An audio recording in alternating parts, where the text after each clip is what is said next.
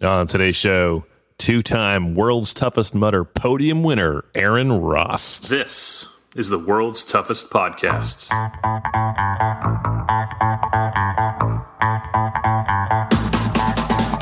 Welcome to the World's Toughest Podcast, where we talk about any obstacle course race you'd like, as long as that's World's Toughest Mudder. Each week we talk to members of the WTM community and share stories of success and failure in the single greatest event in OCR. My name is Will Hicks, and this is the World's Toughest Podcast. Welcome back to World's Toughest Podcast. Thank you for listening. You're listening to the number one rated obstacle course racing podcast in the world. This is listeners like you leaving a review on Apple Podcasts and iTunes. Thank you. Today on our show, Erin Rost. Erin has finished in second place twice at the last two World's Toughest Mudders. Back-to-back podium finishes. Very impressive. In 2018, when she finished in second, I don't like saying she came out of nowhere because that's not true. But I didn't know who she was. And I remember during the race, you'd finish a lap and you kind of check on, just the standing, see who's doing what and how well they're doing. I saw her name and I was like, who's Erin Rost? Actually, I think I said, who's Erin Rost? Because her last name is spelled R-O-S-T. And there was a little confusion for like a minute. How do you say your last name? Erin Rost.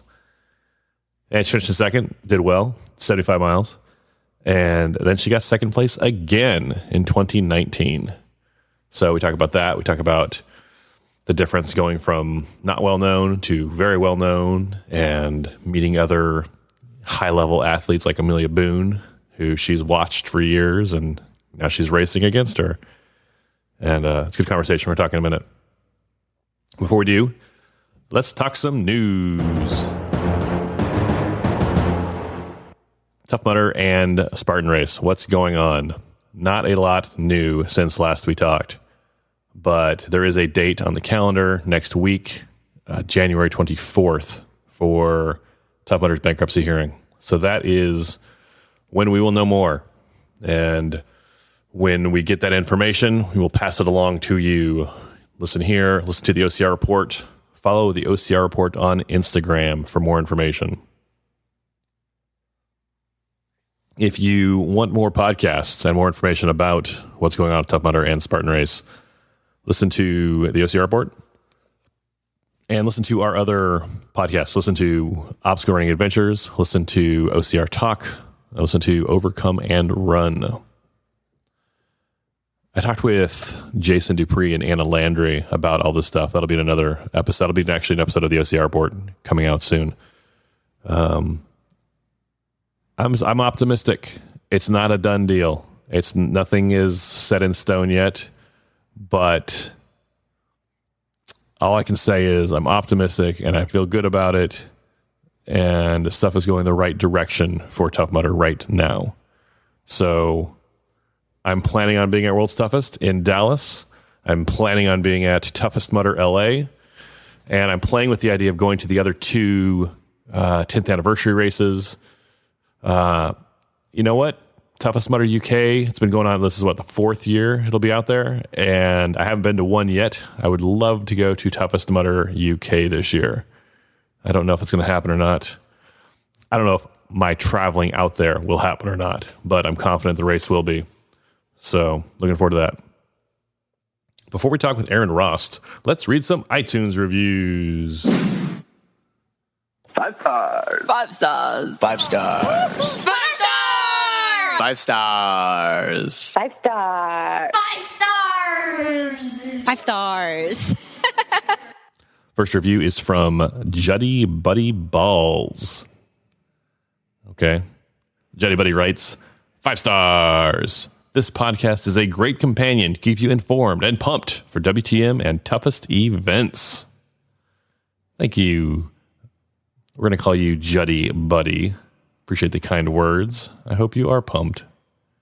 Motivation's a weird thing, right? I have a playlist. I call it Nonstop in my Spotify. That is, songs that get me motivated to work. And if our podcast can help you keep informed and pumped, then more power to you, Jetty Buddy. Thank you for the kind words. Next review comes from Ironmans and Insulin. Great source of info and inspiration. 5 stars.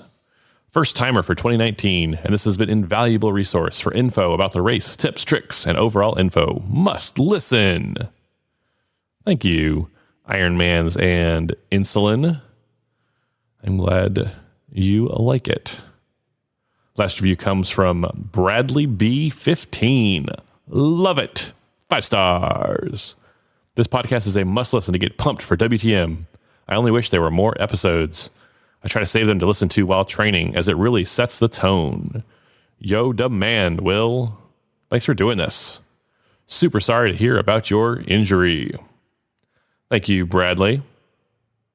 I don't want to dwell on my injury, but everything is going well. I have a nice, looking at it, 2-inch, 2.5. Hang on, I have a tape measure. This is an actual tape measure in my desk. I'm going to measure my scar for you, Bradley. It is 2 1/8, 2 inches and 1/8, well, 2 inches and 1/8 of an inch long.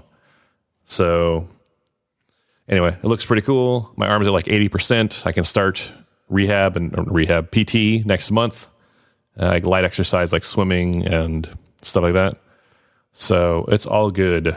I appreciate the kind words, Bradley. And I'm glad you say you get pumped for WTM with the podcast also. Well done. If you'd like to be on a part of the show like Bradley B, Ironmans and Insulin, and Juddy Buddy, you can leave a review for the show. Also, open the Purple Podcast app on your iPhone or iOS device. Search for World's Toughest Podcast. Click our logo and scroll down to click Write a Review. And I will read it on a future episode. Thank you. This whole thing with Tough Mudder and Spartan Race has been crazy, right? And I've said a couple times, like there was like, I'm optimistic now, but there was a period of time where I was super down about it. I was like, man, this could go away. And it still might. We don't know 100%. I'm not promising anything to anyone. But when stuff like this happens, there's nothing wrong with taking a beat and waiting. And there's no reason you have to say something immediately. You can take your time, compose your thoughts. Maybe you're emotional. Maybe you need to let the anger settle for a minute. Maybe you need to just relax for a minute. Take a breath. Okay. If you wait to post something, if you wait to say something, there's nothing wrong with taking a minute. If you post immediately, you might say something you regret, and you might say something stupid. You know Popeye, right? Popeye likes spinach, right? But if someone were to ask you, what's Popeye's favorite food? And if you don't take a second to think about it, you might say something stupid. All right. Real simple. There's one question. Only one answer. Whoever gets it, you're playing for $10,000. That's it. Whoever guesses this wins the game. Here we go. Name Popeye's favorite food. Chicken!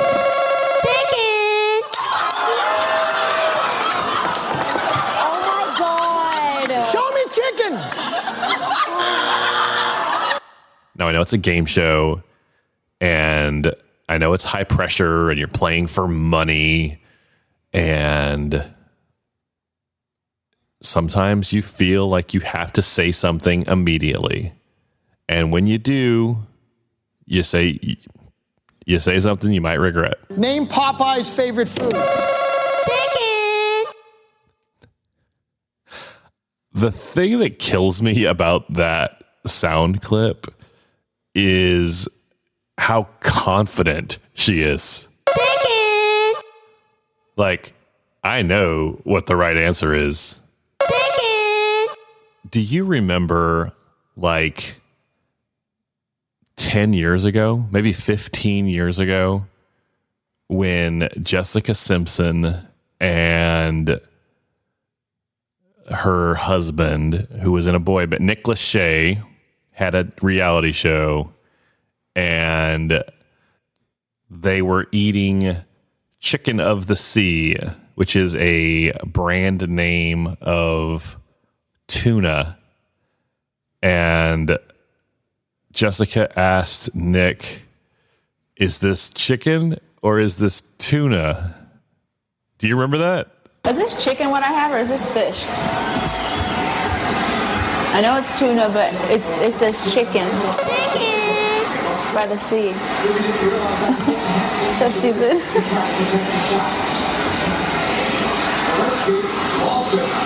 What? Don't make fun of me right now. I'm not in the mood. You act like you've never had tuna before. I've had tuna fish like sandwiches and stuff like this. Maybe you and I have eaten tuna like this before. Why is it called chicken? Chicken! By the sea or in the sea? Okay, so when I am putting these sound clips together, Jessica Simpson pauses just long enough for me to slip in a Chicken! with the appropriate timing. So special thanks to 2005 version of Jessica Simpson, or whenever that was recorded, because your chicken timing is perfect. My point is, you don't have to say something immediately when something happens. Take a beat, take a breath, and hopefully you won't say something dumb. Chicken! Today on our show, Erin Rost. Erin is an outstanding athlete. Very excited to watch her continue to dominate World's Toughest Mudder. And when I talked with her, she has an interesting take on planning out her goals for the year. She talks about taking it one race at a time, which is very common in professional sports, right? You hear athletes all the time say, just taking it one game at a time, just taking it one game at a time. In racing, you usually hear the opposite. You hear, these are my A races, these are my B races, these are my C races. This is what I'm looking forward to toward the end of the year, or toward, and Erin says how having that focused on one race, World's Toughest, last year put a lot of pressure on her. And so this year, she's going to change her approach and switch it up and see what happens. So we will see what happens also. Very excited to see how her 2020 race season, hopefully her 2020 Tough Mudder race season, shapes up. It's time to talk with Erin Rost. Let's go to the phones. Erin Rost, welcome to the show. Hey, I'm glad to be here. Erin, you finished second place at World's Toughest Mudder 2019 for the second year in a row. 2 podiums, 2 years. Congratulations. Hey, thanks. Yeah, it was awesome. What was it like going into the second year with that first podium in your back pocket, to run in the race again? What were you thinking at the starting line? So this race, I wasn't thinking about the podium going into this race, because I try not to think about that. I had a mileage goal going into the race, and I did not hit that goal. Just a lot of things happened during the race that I wasn't expecting, wasn't prepared for. But overall, I pushed through a lot of obstacles throughout the race, both actual obstacles and just things that were going wrong for me. And overall, I was really proud with the outcome, and I was really proud with what I learned, and I was really proud of the World's Toughest Mudder community. So you and I saw you at Toughest Mudder Vegas a little bit, maybe 2 months before World's Toughest Mudder. Yeah. And you told me something similar, that you said, I have a mileage goal for this year, but you would not tell me what the mileage goal was. Do you remember this? I do. You would, and I tried to get it out of you, and I think you started getting annoyed with me, like, leave me alone, I'm not going to tell you. Yeah. I'm still not going to say that goal. That's a goal I would like to try for again at some point. Probably not next year, but I'd like to try for it again. But you have your goals, and then the race happens, and you just have to push through whatever happens. At the end of the day, I was really happy with getting 75 miles again. I actually got it faster than I had gotten it last year, and I had a lot more happen to me this race. I would say last year, in 2018, the stars aligned for me to get second place and to get 75 miles. And this year that did not happen at all. And I was still able to push through and get that So I was still happy at the end. But yeah, I'm still not going to say that mileage goal will. Okay, I won't ask you the number. I won't. I promise. But let's talk about goals for a second. Do you? Okay. Some people like to, when they have a goal, they say, whatever, I want to do the X thing. I want to, they tell people, they put it out there, and they feel like it holds them accountable. Some people, they set their goal, and it sounds like this is more you. You don't tell anybody, and you keep it to yourself, and you just put your head down and focus on that. What's your thought process with goal setting or telling people about your goals, that kind of thing? Well, I get why people don't say their goals. And yeah, I'm not someone to say those goals. Sometimes once I put the actual goal out there, I'm not as invested in it. That's just me. I found when I say what I'm doing, it's almost like in my mind, I already did it and I don't push for it as much. So I'll say like, I'm doing World's Toughest Mudder and I have a mileage goal. And it's kind of like I'm saying it, but I'm not actually saying what the goal is, because it makes me work harder for it when it kind of feels like it's my secret. It's my thing that I'm going for. So yeah, I guess that is how I am. You mentioned that this mystery goal, you're probably not going to go out. Maybe this might be a 2-year goal. Are you not going to run World's Toughest this year? Oh no, I haven't decided. Honestly, I decided to take kind of a different approach this season. I'm just going one race at a time. Last year, my goal the whole year was World's Toughest Mudder. And I think that ended up putting a little bit too much pressure on myself for that one race. And I learned that I just like racing, you know, so I'm taking it one race at a time. And so much happens throughout the year. You know, you plan for races and then life happens, things happen. So I'm just taking it one race at a time and going to take that approach. I am planning on World's Toughest Mudder, but nothing's set in stone and nothing's set in stone for the end of the year yet. You know, as you and I are talking, it's, second week of January. Have you been keeping up on all of the Tough Mudder Spartan news? Yeah, I've been kind of keeping up with it. I kind of have a lot of news to keep up with. You know, I have a special someone who's overseas right now, and there's been a lot going on over there. So there's been a lot of news for me to keep up with. But for the most part, I've been keeping up with what's going on. I'm just trying to stay positive with all of it. I feel like there's just too much unknown with it for people. I know a lot of people are speculating, but I like to look at the glass half full, and I feel like people are going to find a way to make this work. You know, Tough Mudder is just too special of an organization. It's too special of a community to just lose, you know. So, and I saw the news today, so I'm feeling a lot more positive about it. Let's go back to the race, Tough Mudder 2019. You're at the start line. You finished second place the year before, and then you kind of know some of your competition out there, and then you see Amelia Boone standing there next to you at the start line. What was your thought process before the race started?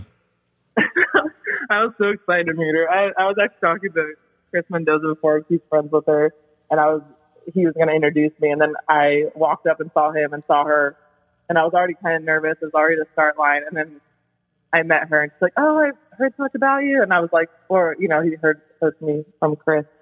Yeah, it was a really special feeling to know that she knew a little bit about me, and then to just have met her because she's been such a trailblazer in OCR, and just with everything, especially this year, she's come out with. It was really special to meet her. And then you beat her.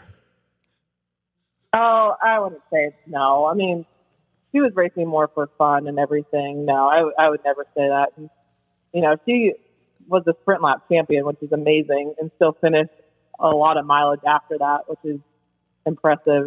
She has such an impressive resume. Tell me about your race. How did you start out? Did you go fast? Did you let other people do their thing? Well, I tend to start slow, and then I pick it up in the middle and the end, which is the strategy I took, and I think it was going well. And then midnight kind of hit, and that's kind of when everything started to happen.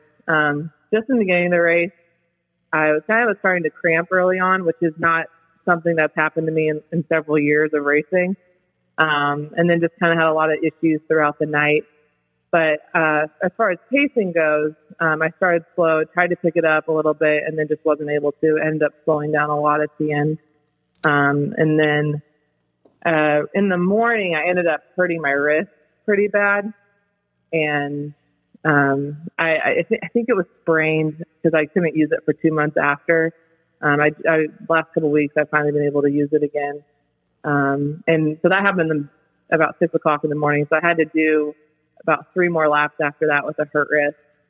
And I couldn't even use my left wrist. So I had to rely on a lot of the Tough Mudder community to help me through that, which was really cool to see how everyone rallied around to help me. It really showed like what a special community it is. I saw a video of you leaving the pit area sometime after 6. I'm not sure what time it was, but you said something like things are just keep going wrong, or it's stuff is stacking on top of each other. Like it was just not going well for you at that point of the race. Yeah, and I feel bad because I feel like I'm just complaining, and that's not how I'm trying to come across. It was just one of those races where, you know how it just keeps going wrong, just a series of unfortunate events is how I described it. And that's what happened. But that's why I love these races, because I said this before, but I feel like it just parallels life in so many ways, because sometimes things are just going to go wrong and they're just going to keep going wrong. And, you have a choice, do you just keep pushing or do you give up? And it was kind of cool that I was able to keep pushing and was able, to reach out for help. That's not always easy. Just like in life, it's not easy to reach out for help. But I needed it and people helped me. So, I learned a lot about myself during that race. And as much as it wasn't the outcome I wanted, I'm really grateful for like the life experiences I got from that. A lot of people come to a point like that at World's Toughest Mudder, or these long races where something goes wrong, they get hurt maybe, and they can make a decision. Like, I can stop now. Like, what do I have to prove? I finished second place last year. I don't have anything to prove to anybody. But you chose to keep going and you won second place again. Why? How do you choose to push through when you're at that decision point?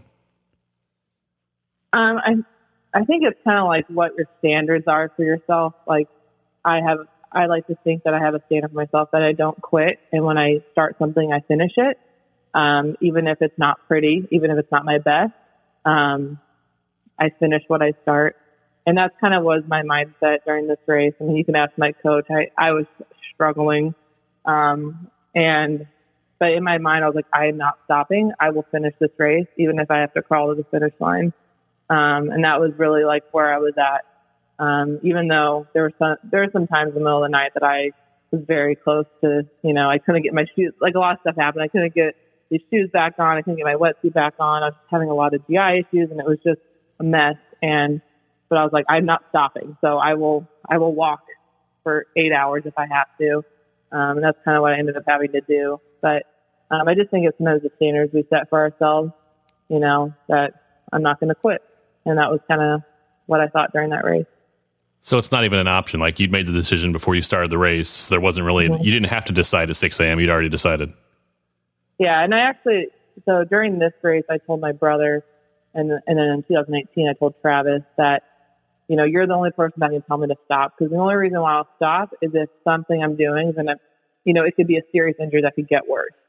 While the wrist was probably on the borderline of that, I figured if I didn't use it, it was fine. But he was the only person that could tell me to stop. So I didn't want my mom or anybody to say anything. It was only my brother that could say something. And last year that was Travis. And I didn't even give myself that ability. I can't tell myself, only he can tell me. So if he doesn't tell me, then I can't stop. So that was my plan going into it. That's a lot of trust you put in your brother or your pit crew there.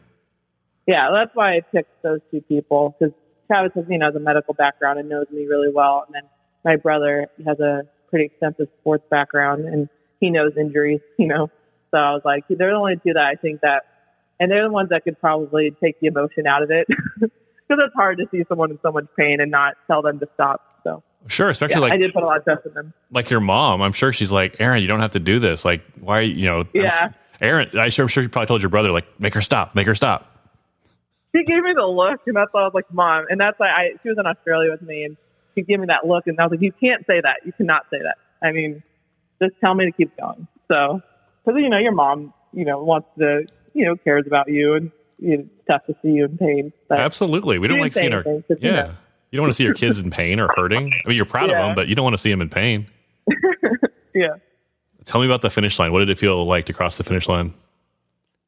The finish line's always the best. Is such a good feeling. But sometimes you're in so much pain that when you finish, you're like, I'm really done. But yeah, that was a good feeling. It was really cool to see like Kyle McLaughlin, who's just the king. It was cool to see him, putting the finish line medals on everybody. And then a lot of my friends came up after, and I love that feeling, especially after 24 hours of racing, when you finally cross the finish line, you're like, I'm done. Seriously? But yeah, it was awesome. After the race was over, you posted some stuff on Instagram, some kind of shots of text talking about lessons you learned and the struggle you had through the race. What are some of those things you learned or you struggled with during World's Toughest this year? It's kind of like what I said earlier. There was some issues with the carabiners and just drama that, it's months ago, so I don't want to talk about it anymore. But, there was opportunities for me to take certain shortcuts, and I didn't take any of those. And, for me, it was just you really, in what I said in one of those posts, is like you really find out who you are in those dark moments, what decisions do you make in your worst moments. And I was happy that even when faced with the struggles I was faced with, I still made the right choice.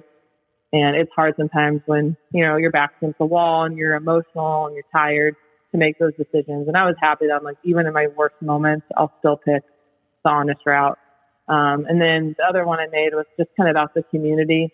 This community is just so special. There's nothing like the World's Toughest Mudder community. Just how we support each other, how we care about each other. Even just through social media stuff, you just get so much support from everybody. And some of these people become your closest friends and you've never met them. And that's several people I met at World's Toughest Mudder I talked with for a year. Have never met them for the first time at the race. And I felt like I knew everything about them. We were best friends. So that's just something I just love about the community. And I really realized again at World's Toughest Mudder this year. And wow, I'm really, really excited about everything that's starting to happen with Tough Mudder and Spartan and all that stuff. And I'm really excited to see that, things are starting to look up for Tough Mudder because this is such a special community that we can't lose. You said you're taking the race season kind of one race at a time. What is your next race? So my next race, I'm training for a Spartan Ultra, which I've never done before. I'm a little kind of new in the OCR world. I've really only done 2 years-ish of racing. And I've never had the opportunity to do a Spartan Ultra. So I'm doing Spartan Ultra in San Luis Obispo, March 14th. So that's the only race I'm thinking about right now, just staying focused on that. And then after that, I'll decide what my next race will be. Are you doing any special Spartan training for that? Well, I wouldn't say any. I guess it's changed in a way because I was training for a 24-hour race. So I'm training for running faster now.